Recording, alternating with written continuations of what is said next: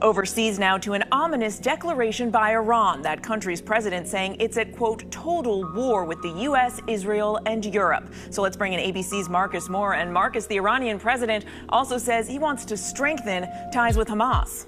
Yeah, and Mary, while this wasn't Iran's supreme leader saying this was still a concerning statement from Iran's president, who's quoted as saying, "We are in a full-scale war with America, Israel, and Europe. They do not want our country to stand on its feet." And this is notable for a couple of reasons. Certainly the timing. It comes just before Prime Minister Netanyahu is set to meet with President Trump tomorrow, and it follows that unprecedented military action over the summer when Israel and the United States coordinated to attack Iran's nuclear program.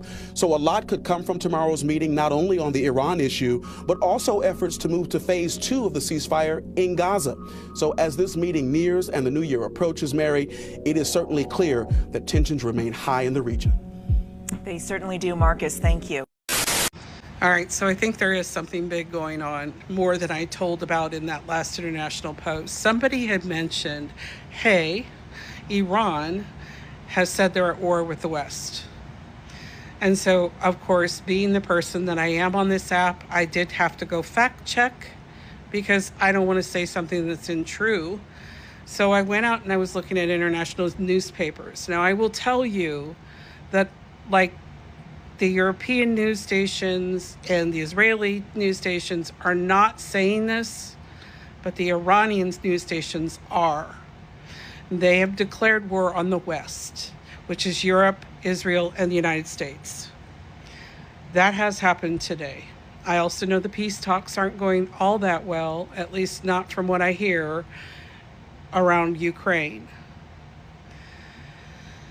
But I read in the BBC that there was a notable increase in Iran of execution-style unalivings. And I sort of skimmed the article. I didn't dig into it real deep, so I don't know who they were blaming.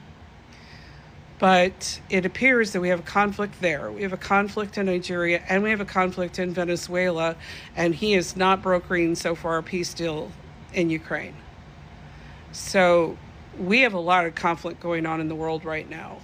And, the guy doesn't tell the truth, and we all know that. He told us he wanted to get us out of wars. And here we are in 4 big conflicts all at once. And then I'm seeing in the news from China that they've put sanctions on certain vendors, and they're not selling to certain military vendors for us and certain CEOs.